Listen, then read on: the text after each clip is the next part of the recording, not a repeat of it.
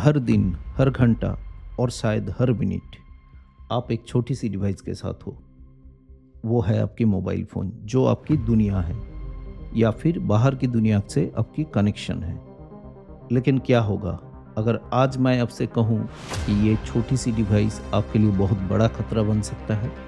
क्या mobile phone से cancer होता है? यही सवाल अब हर किसी के दिमाग में है और इंटरनेट पे इसके ऊपर आधा अधूरी जानकारी और गलतफहमियों का तूफान मचा हुआ है।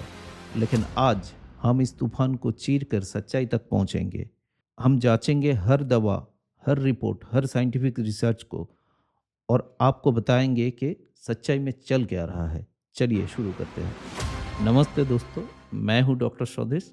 मैं पिछला 15 साल से पेशेंट के इलाज के साथ साथ उनके बीच अवेयरनेस बढ़ाने का कोशिश कर रहा हूं।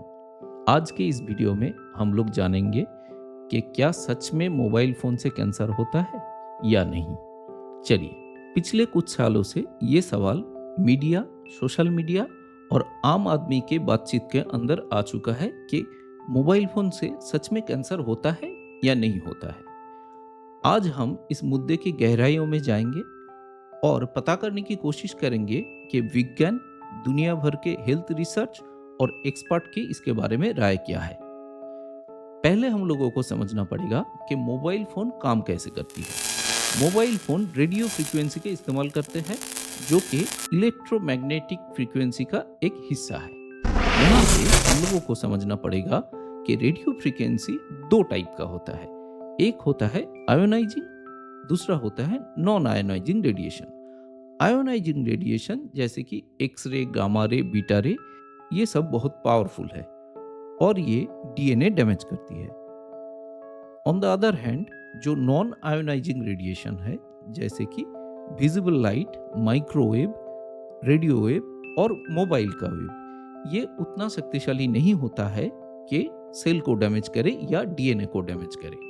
तो जैसे कि हम लोगों को अब पता चल गया है कि हमारे mobile phone non ionising radiation का इस्तेमाल करते हैं, तो इसका क्या मतलब हुआ कि ये बिल्कुल सुरक्षित है और बस गर्मी पैदा करते हैं, या फिर गर्मी पैदा करना ही खतरा पैदा करने के लिए काफी है।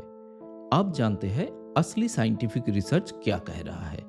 WHO मतलब वर्ल्ड हेल्थ ऑर्गेनाइजेशन की IARC मतलब international agency for research on cancer 2011 में लॉन्ग टर्म मोबाइल यूसेज, खास करके 10 साल से ज़्यादा और दिन में 30 मिनट से ज़्यादा मोबाइल यूज को पॉसिबली कार्सिनोजेनिक कहा है और उनको ग्रुप 2B में कैटेगोराइज्ड किया है।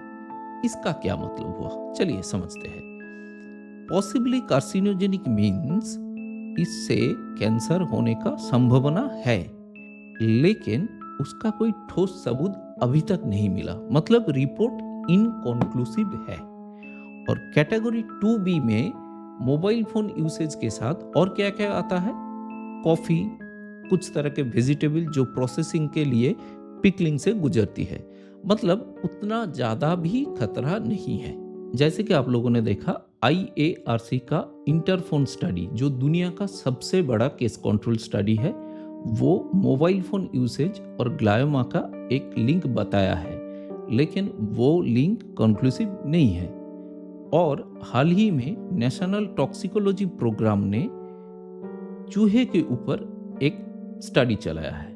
उसमें देखा गया है कि हाई रेडियो फ्रीक्वेंसी के एक्सपोजर से मेल रैट यानी कि पुरुष चूहे की हार्ट ट्यूमर होने का संभावना है और ब्रेन ट्यूमर होने का संभावना है। लेकिन यहाँ पे एक बात ध्यान देना चाहिए कि ये एक्सपोजर आम मोबाइल यूज से बहुत ज़्यादा ऊपर के थे और इसका प्रभाव इंसानी सेहत पर कैसे पड़ेगा ये अभी तक एस्टेब्लिश नहीं है। तो बॉटम लाइन ये है कि अभी तक ऐसा कोई कंक्लूसिव एविडेंस नहीं मिला जिससे हम लोग ये मान ले कि मोबाइल फ़ोन से कैंसर होता है। रिसर्च जारी है और हमें नए फाइंडिंग्स का इंतजार करना पड़ेगा। आप बात करते हैं एक्सपर्ट की राय को और कुछ आम गलत फहमियों को जो मोबाइल फ़ोन के रेडिएशन के बारे में फैली हुई है। दुनिया भर के कई प्रोमिनेंट कैंसर ऑर्गेनाइजेशंस और हेल्थ एजेंसीज जैसे American cancer societies, centre for disease control and prevention और नेशनल कैंसर इंस्टीट्यूट ये मानते हैं कि अभी तक मोबाइल फोन्स और कैंसर के बीच कोई साबितशुदा लिंक नहीं है।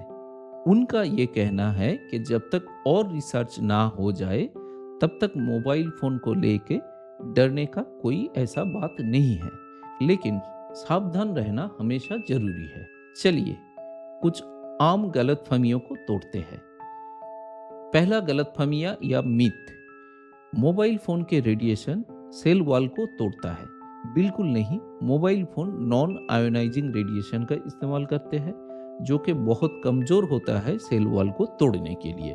दूसरा गलतफहमी, रात को फोन सर के पास रखने से कैंसर हो जाता है। बिल्कुल नहीं, फोन जब आइडियल होता है या चार्जिंग पे होता है या फ्लाइट मोड में होता है तब उससे बहुत ही कम रेडिएशन निकलता है जिसके साथ कैंसर का संबंध अभी तक स्थापित नहीं हुआ है। अगला मिथ है 5G रेडिएशन बहुत ही खतरनाक है सेहत के लिए। ये भी बिल्कुल गलत है क्योंकि 5G रेडिएशन भी नॉन आयोनाइजिंग रेडिएशन का ही इस्तेमाल करता है। उसका फ्रीक्वेंसी भी रेडियो फ्रीक्वेंसी के अंदर ही आता है और अभी तक ऐसा कोई सबूत नहीं मिला है कि 5G कनेक्शन को कैंसर से जोड़ा जाए। ये जरूरी है कि हम फैक्ट्स पर ध्यान दें और गलत जानकारी से बचें। अगर साइंटिफिक एविडेंस इनकंक्लूसिव है तो इसका क्या मतलब हुआ कि मोबाइल फोन यूज करना बिल्कुल सुरक्षित है और हम बेफिक्र होकर मोबाइल फोन यूज करें? नहीं, सावधान रहना हमेशा बेहतर होता है। यहाँ हम मोबाइल फोन यूज करने के समय कुछ टिप्स देंगे जो मोबाइल से जुड़े खतरे से आपको बचा सकते हैं। पहला, हेडफोन या ईयरफोन यूज करें। जब भी पॉसिबल हो बात करने समय मोबाइल फोन को अपने शरीर से दूर रखिए। कोई भी headphone, wired headphone, wireless headphone, Bluetooth headphone या स्पीकर फोन कुछ भी इस्तेमाल करें। इससे मोबाइल फोन से निकला हुआ रेडियो फ्रीक्वेंसी आपके सर तक पहुंचता नहीं है। दूसरा टिप्स ये है कि अगर आपको लंबी समय तक बात करनी है तो आप लैंडलाइन का इस्तेमाल करें या वीडियो कॉल करें, और अगर आपको फोन पे ही बात करना है तो कॉल जितना हो सके शॉर्ट रखें। हमेशा फोन के सिग्नल पे ध्यान दें। अगर कम सिग्नल वाले जगह पे है तो मोबाइल फोन को सिग्नल से कनेक्ट करने के लिए बहुत ज़्यादा रेडिएशन एमिट करना पड़ता है। तो जब आप वीक सिग्नल वाले एरिया पे हो तो ध्यान रखें कि मोबाइल का यूसेज कम करें। अगला टिप्स है डेटा ज़्यादा यूज़ करें, कॉल कम करें। जब आप ब्राउजिंग करते हो, वीडियो देखते हो, तब वो रेडियो फ्रीक्वेंसी का इस्तेमाल करता है और अलग तरीके से इंटरेक्ट करते हैं। लेकिन जब आप कॉल पर होते हो तब मोबाइल से निकला हुआ रेडियो फ्रीक्वेंसी बिल्कुल आपके सर के पास होता है। बच्चों के लिए मोबाइल फोन का यूज लिमिट करें क्योंकि उनका ब्रेन अभी डेवलपिंग पोजीशन में होता है और उनका जो स्काल का जो बोन होता है वो पतली होता है, इसलिए रेडियो फ्रीक्वेंसी अंदर जाके इफेक्ट करने का चांसेस ज़्यादा है। यहाँ पे फिर से मैं रिपीट कर रहा हूँ कि अभी तक कोई कंक्लूसिव एविडेंस नहीं मिला है, ये सिर्फ सावधानी के लिए है। स्पेसिफिक एब्जॉर्प्शन रेट या SAR वैल्यू चेक करें। SAR वैल्यू ये बताता है कि आपका बॉडी कितना रेडियो फ्रीक्वेंसी एब्जॉर्ब किया है। हर एक फ़ोन का अलग SAR वैल्यू होता है, ये कंपनी का वेबसाइट में आपको मिल जाएगा। जितना कम SAR वैल्यू उतना बेहतर है। तो दोस्तों, अब जब हम इस पूरी चर्चा के अंत तक पहुंच गए हैं तो फिर से सबसे बड़ा सवाल पे गौर करें, क्या मोबाइल फोन से कैंसर होती है? विज्ञान की दुनिया में अभी तक कोई पक्का सबूत नहीं है जो ये सीधे तौर पर साबित करे कि मोबाइल फोन रेडिएशन इंसानों में कैंसर का कारण बनता है। जो स्टडीज ने थोड़ा सा लिंक दिखाया है उनकी अपनी लिमिटेशन है और उन्हें और बड़े लॉन्ग टर्म स्टडीज से कॉन्फर्म करना होगा। दुनिया भर के मेजर हेल्थ ऑर्गेनाइजेशन और एक्सपर्ट ने इस बात पर सहमत हुई है कि अभी तक कोई कंक्लूसिव एविडेंस नहीं मिला है, लेकिन इसका ये मतलब नहीं है कि हम इस मुद्दे को पूरी तरह से नज़रअंदाज कर दें। साइंस हमेशा इवॉल्व होते रहे हैं और नया नया एविडेंस आते रहते हैं।